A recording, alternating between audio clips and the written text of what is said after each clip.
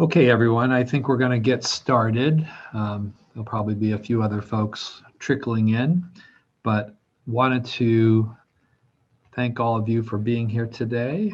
And I got to get my thing to work. There we go.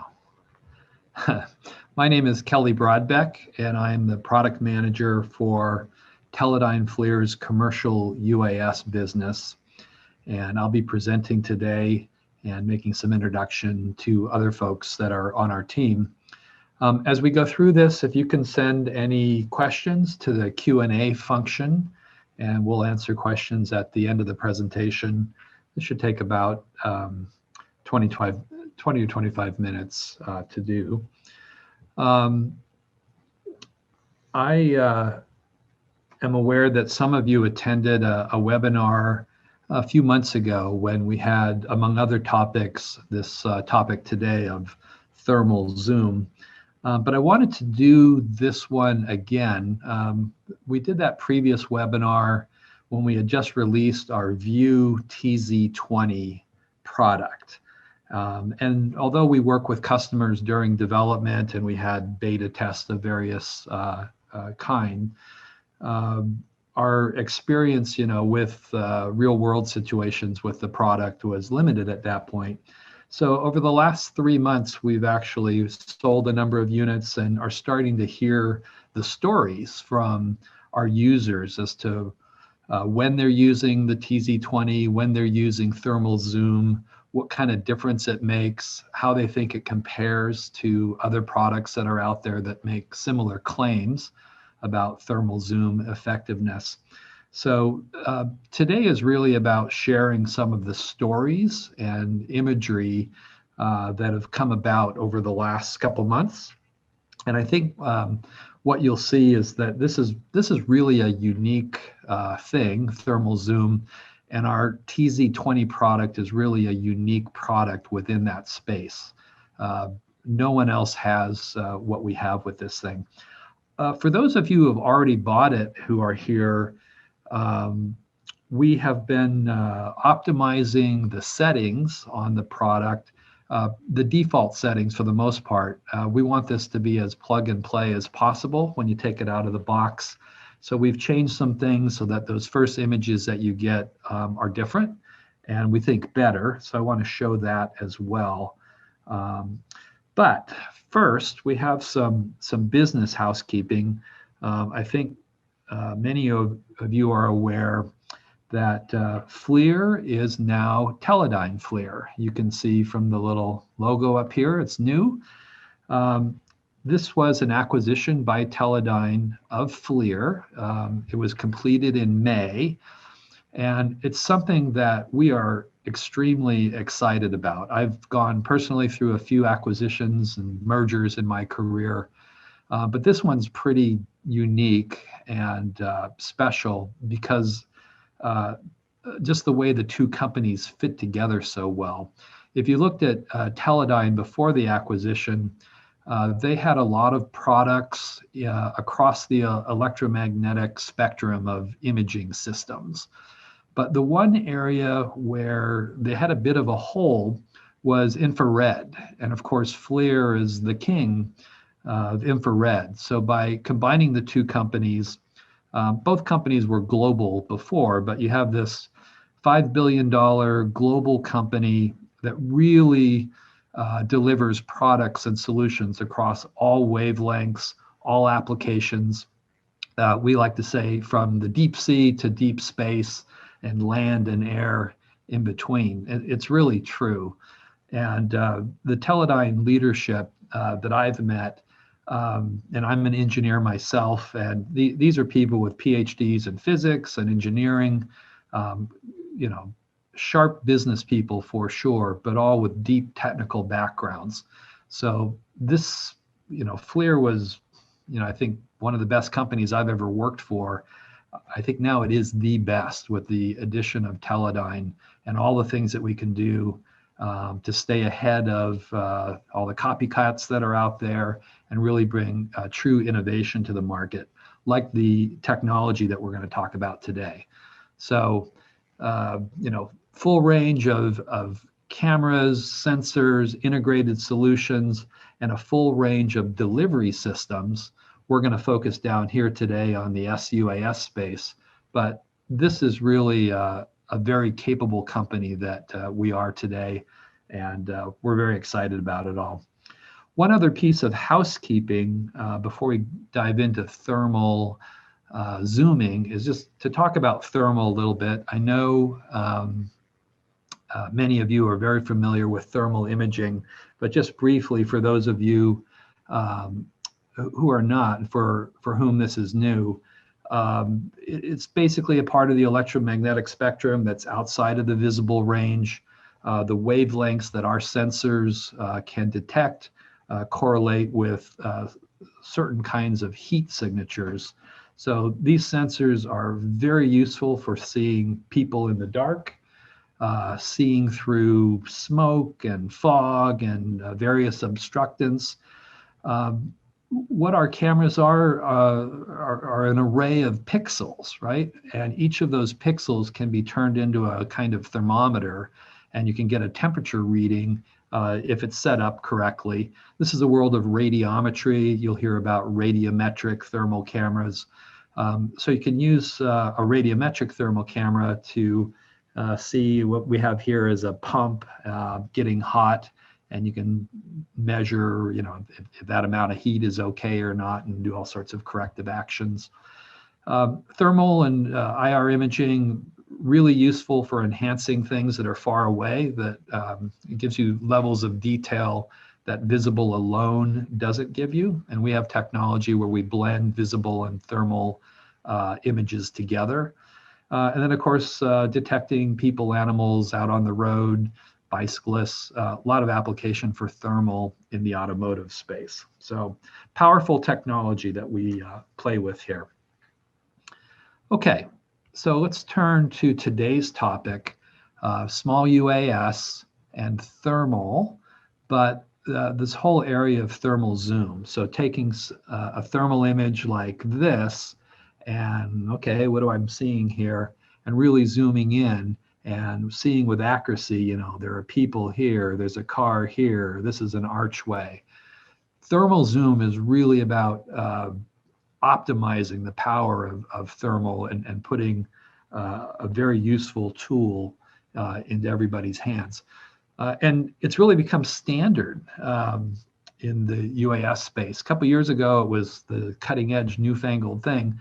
Everybody has it now. Here's some of the leading small airframes that are out there, all with thermal cameras on them, 640 by 512 resolution, et cetera. And they all have 1 degree or another of thermal zoom, 8x up to 16x. And it's all there, and it's all standard because it's so useful. This allows you to follow things and find things more closely without having to move the airframe. And we're going to come back to this point over and over throughout the talk today. If you can move your eyes, if you will, move closer to what you want to see visually without having to move the airframe, in many applications that extends your flight time, it extends your mission, allows you to avoid flying to false positives. This is one of the stories that we have from our users. It's with this first responder group doing search and rescue.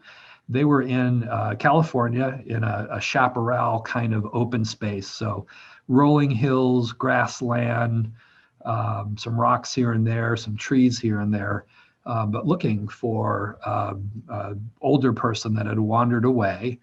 And what they found was in that landscape, the rocks from a distance and a person were kind of hard to distinguish. And in their previous missions, they would have to fly the airframe from point to point, check out these bright spots that they're seeing, and go, oh, that's kind of a rock. That's not what we're looking for. With the thermal zoom, and that's a false positive, right? With the thermal zoom, they're able to stand back and scan a wide area. When they see a bright spot, they just zoom into it and go, oh, that's a rock, or no, that's a person And it just saved them a lot of time, or as they put it, extended their mission, the amount of time they could be in the air looking for somebody. So they were quite happy with the whole thing. With regard to industrial equipment, we have another story of roof inspector looking at HVAC ducting on the roof of a building, and where they were flying and just the rules that are in place. They couldn't get that close to the building.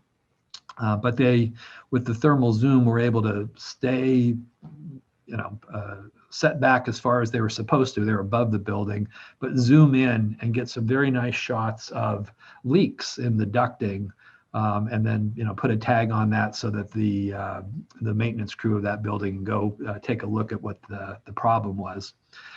The other stories we hear is from law enforcement and surveillance. The whole idea that you can take a look at situations and not have that drone sound overhead. I'll show you some things today where the aircraft is quite far away from what's being watched. No way that you can hear the rotors and the airframe from a distance. So surveillance in silence is one of the advantages of thermal zoom.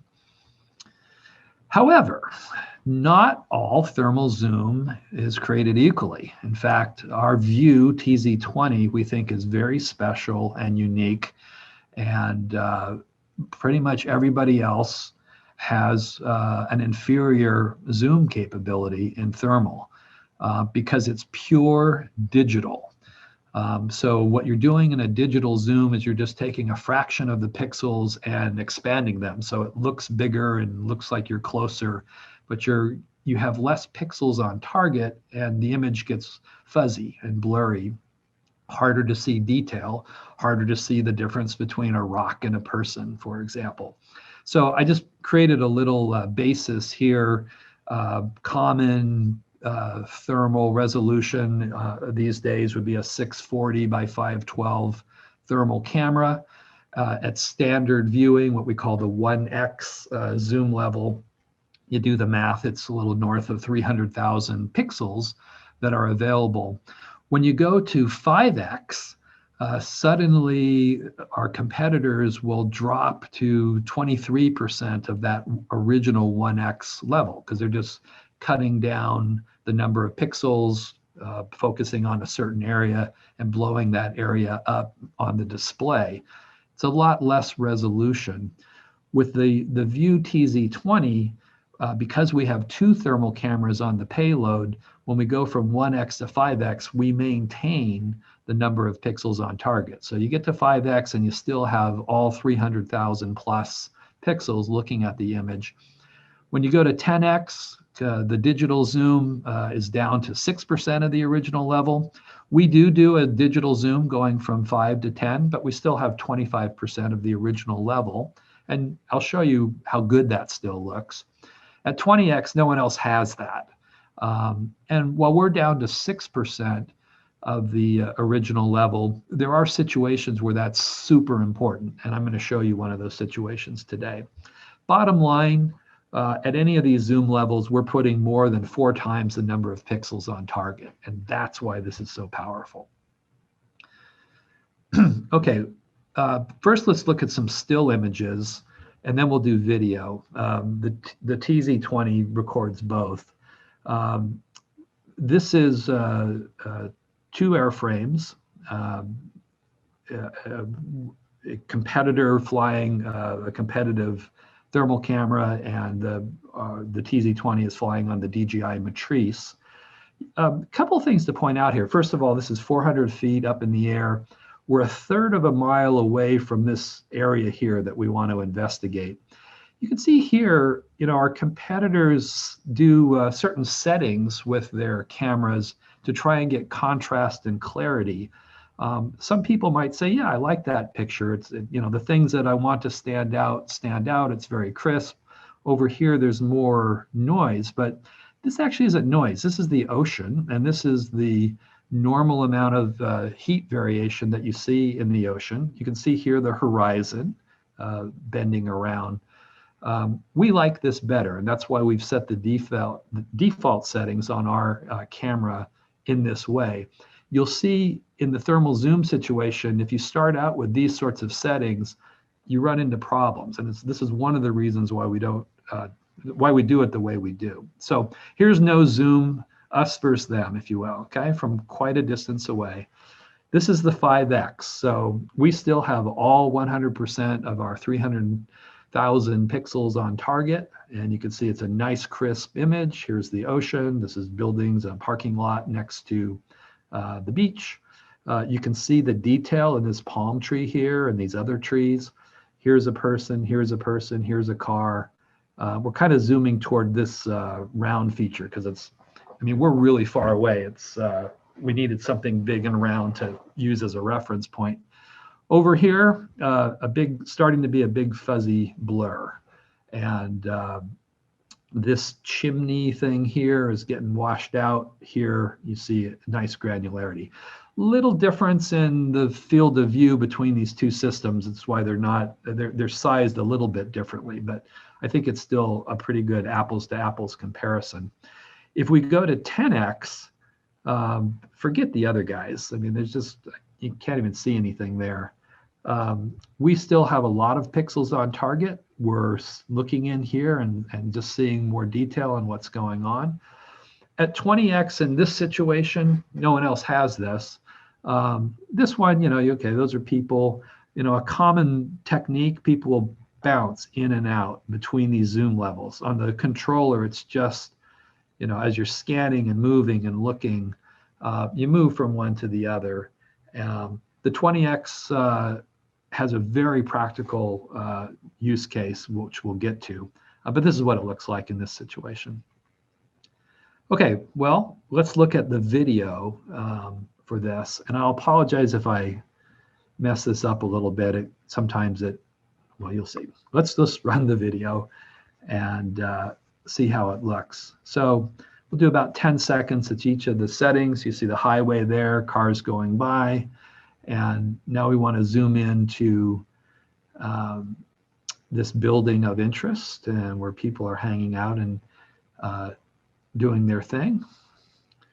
And here you can see them walking around. So, you know, think of this maybe in a law enforcement surveillance situation. This is 1/3 of a mile away from the target. Nobody is hearing this aircraft, and just watching what's going on, watching the cars move around, etc. Now we're at the 10X level. You see a little bounce, a little bit of a wind in the airframe. Pilot here is moving it, panning to the left a little bit. But you clearly see folks, some activity going on. And you can imagine the competitors at this, you know, you would just see blobs. Here's the 20X. Clearly these are people. They're not rocks, and they're moving. I think at a certain point here, we see some suitcases come by. I think this is a hotel, but pretty powerful stuff. Okay, that's that one. Now let me take you to this situation. Now this is at the beach, and we're gonna zoom in. Here's my cursor. You might see this little dot right there. That's an oil rig. That's 2 miles away. There's actually people in the water out here, and the furthest one out is a 1/2 mile away. And so this is just people at the beach surfing, but you can imagine how this might play out in a search and rescue sort of situation. Because this is a restricted area, we couldn't put the aircraft up in the air, so we're just up on a bluff, 50 feet up. You're going to see people in the water. They're not these people here. We're going to be basically looking at this area right here. And let's see. Start this, and I'm just going to stop it here and there. And let me just pause that. Okay, so we've gone to the 5X. So you can see here, these folks aren't visible at all. If this was a search and rescue situation, you'd have to fly out here. You'd have to take the time and the battery power to go look what's here, because back this far, a half mile away, you're going to see nothing, right? So let's go back to the 5X. And okay, so the oil rig is starting to, now you can see it. You can see what we call the Christmas tree, the cranes that are on it. If this was an industrial inspection situation, you'd obviously get a lot closer than 2 miles away, and you can check out things and see what's hot and what's not. But folks in the water here, and I'm going to find right here. Let's pretend all of these people that are surfing aren't there, and this is real search and rescue, and we're looking for someone.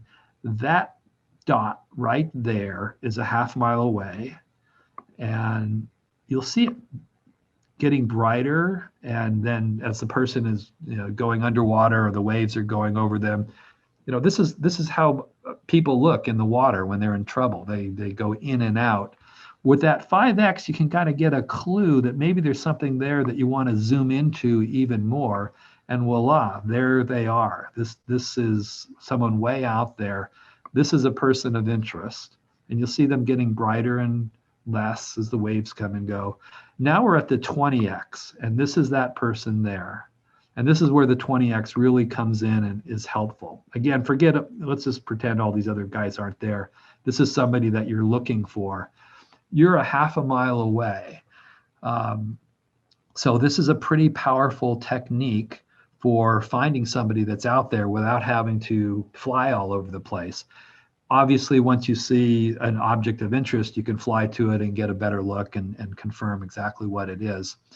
We're going to have a video later this summer. We're working on it now with some first responders as to how much we can reduce the grid pattern. How much bigger can we make the search area? Because instead of flying a grid pattern and looking at things more closely, can you fly a simpler pattern and use the thermal zoom to extend your reach and see out and see places? In an open water situation like this, we think and our first responder partners think you can cut the grid search pattern in half at least. In a more wilderness area with trees and nooks and crannies, that's the part we're working on right now. But I think you can see the power of this, being able to see with such clarity so far away objects in the water. And again, here at 20X, the oil rig becomes even more clear. So I'll just let that play out a little bit. Our surfer friend is having a good day. Okay. Let's talk about some questions we've gotten and pricing. One of the big questions is, how come you guys didn't equip the TZ20 with visible? And the answer is, when we were designing the product, we found that a lot of our customers, and this does fly on a DJI Matrice, one of the Matrice airframes, most of our customers already had a visible camera. This is a Z30 here. So putting a visible camera in this would just make it bulkier and more expensive, and we just didn't think it was the right move. These airframes fly multiple payloads, so this combination is what we thought was a good idea. If you don't have a Z30, you can buy one for about $3,000. The TZ20 costs, stands for Thermal Zoom 20, right?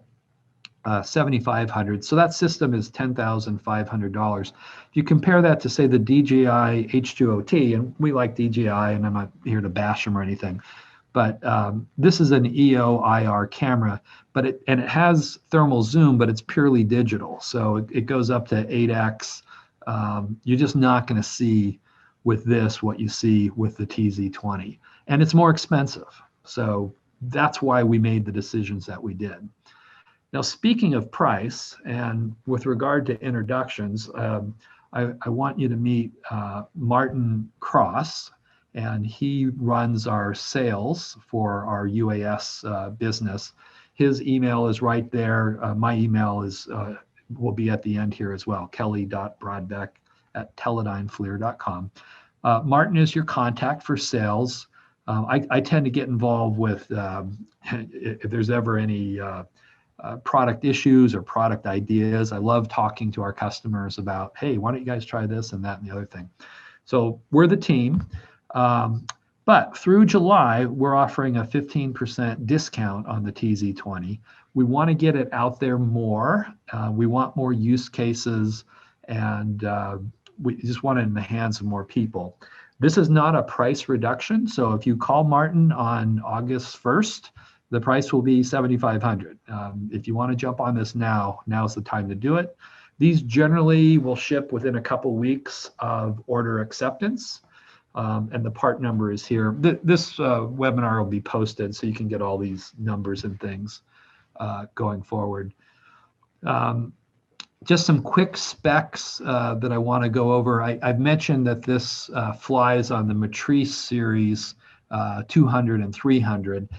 It does not fly on the Matrice 200 version 1. That's an older version of DJI software, and the TZ20 just isn't compatible with it, but it flies on all the rest of them. 1, 5, 10, 20x thermal zoom, 640 grams, IP rated, IP44, and as I've mentioned, it flies alongside the DJI visible cameras. This is export controlled. So when I say it ships within 2 weeks of order acceptance, there is a process we have to go through. This is a 60 hertz thermal camera. So a process we have to go through to make sure where it's being sent is okay with US law. And that takes a little while to get through, but we're pretty quick with the whole thing.